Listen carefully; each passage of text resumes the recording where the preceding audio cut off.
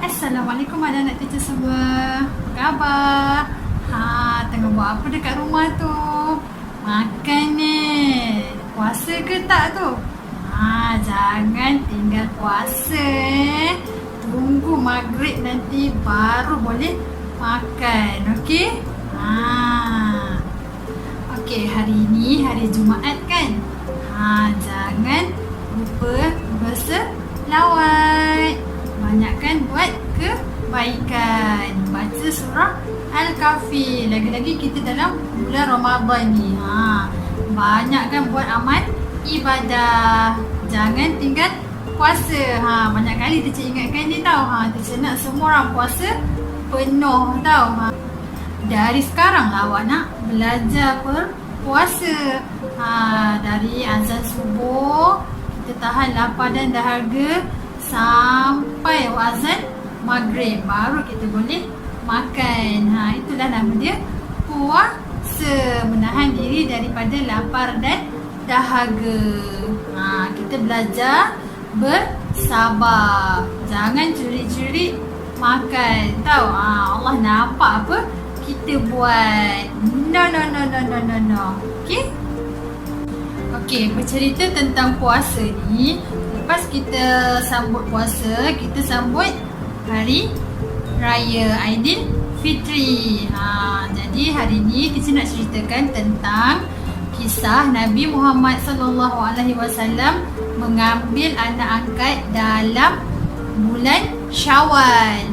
Nak dengar tak cerita teacher? Dengar teacher nak cerita ni.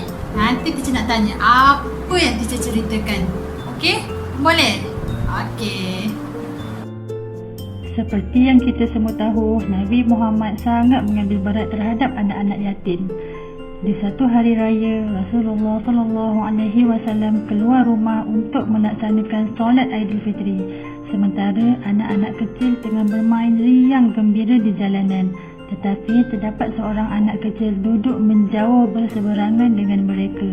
Dengan pakaian sangat sederhana dan nampak murung, ia menangis tersedu-sedu. Melihatkan keadaan ini, Rasulullah segera menghampiri anak tersebut. "Nak, mengapa kamu menangis? Kamu tidak bermain bersama mereka?" Rasulullah memulakan perbualan.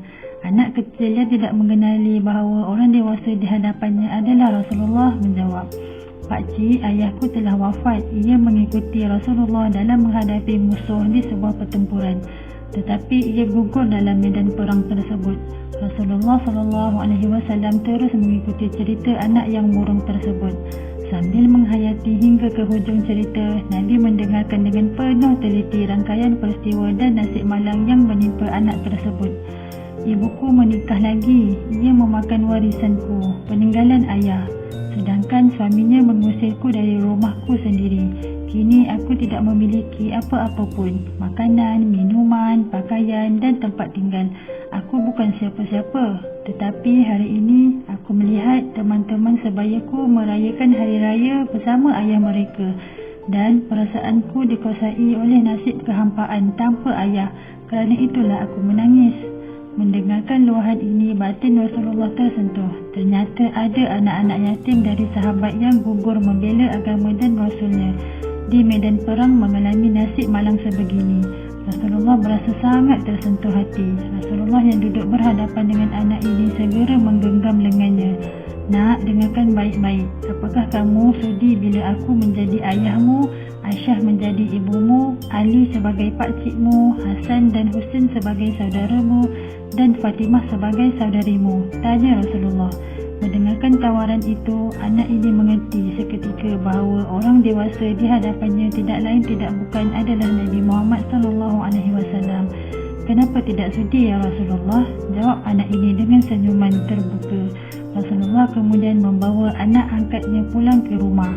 Di sana anak ini diberikan pakaian terbaik. Ia dipersilakan makan hingga kenyang. Penampilannya diperhatikan, lalu diberi wangi-wangian. Setelah selesai semuanya, ia pun keluar dari rumah Rasulullah dengan senyuman dan wajah bahagia. Melihatkan perubahan drastik pada anak ini, para sahabatnya bertanya, "Sebelum ini kamu menangis, tetapi kini kamu nampak sangat gembira. Benarkah sahabatku?" "Tadinya aku lapar, tapi lihatlah, Sekarang tidak lagi. Aku sudah kenyang. Dulunya aku memang tidak berpakaian. Tetapi kini lihatlah. Sekarang aku mengenakan pakaian cantik. Dulu memang aku anak yatim. Tetapi sekarang aku memiliki keluarga yang sangat mengambil berat. Rasulullah SAW ayahku, Aisyah ibuku, Hasan dan Husain saudaraku, Ali pakcikku dan Fatimah adalah saudariku. Apakah aku tidak bahagia? Mendengar luahan sahabatnya, mereka juga menginginkan nasib yang sama. Aduh, cubalah ayah kita juga gugur pada peperangan itu sehingga kita juga diangkat sebagai anak oleh Rasulullah SAW. Waktu terus berjalan, usia semakin bertambah. Kebahagiaan anak ini pun lenyap ketika selang beberapa tahun setelah itu Rasulullah SAW meninggal dunia. Meratapi kepergian ayah angkat paling mulia ini, ia keluar rumah dengan menaburkan debu di atas kepalanya. Takdir, sungguh takdir.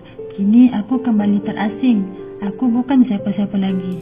Aku kini menjadi yatim, sepi, katanya teresak-esak. Sayyidina Abu Bakar As-Siddiq yang menyaksikan anak ini segera memeluknya. Sayyidina Abu Bakar kemudian mengambil alih tempat Rasulullah, iaitu mengambil anak ini sebagai anak angkatnya. Sayyidina Abu Bakar, Rasulullah bersabda, barang siapa yang mengasuh 3 anak yatim, maka bagaikan bangun pada malam hari dan puasa pada siang harinya, dan bagaikan orang yang keluar setiap pagi dan petang, menghunus pedangnya untuk berjihad di jalan Allah, dan kelak di syurga bersamaku bagaikan saudara, sebagaimana kedua jari ini, iaitu jari telunjuk dan jari tengah. Hadis riwayat Ibnu Majah. Sebagaimana Begitulah kisah Nabi Muhammad SAW mengambil anak angkat. Kesian anak tu. Dia tak ada ayah. Lepas tu mak dia dah kahwin lain. Ayah dia pula buang dia, halau dia daripada rumah. Jadi dia tak ada tempat nak tinggal, dia tak ada makanan, dia tak ada baju. Kesian tak kan dia? Kesian kan? Jadi kalau kita nampak orang susah, kita kena tolong. Kita bantu dia. Kita bagi dia sedekah. Apa-apa yang awak ada, awak sedekahkan dekat dia. Makanan ke, pakaian ke, boleh. Buat baik dengan semua orang. Okey?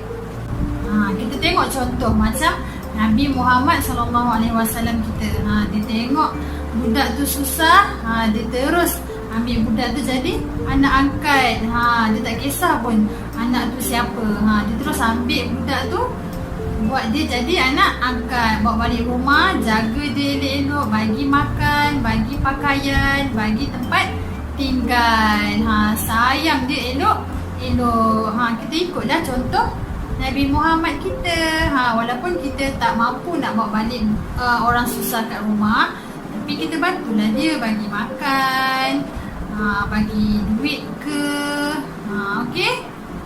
Satu tu nak pesan, dalam bulan Ramadan ni kenalah banyak buat kebaikan. Selalu tolong mama dan papa. Jangan susah-susahkan mama dan papa. Bulan puasa ni kesian, mama pun penat, papa pun penat. Lepas main kena kemas. Tahu? Lepas tu selalu buat banyak kebaikan, buat amal ibadah banyak. Okey? Sampai sini saja cerita teacher, kisah teacher, pesanan teacher. Okey? Bye-bye. Jumpa lagi.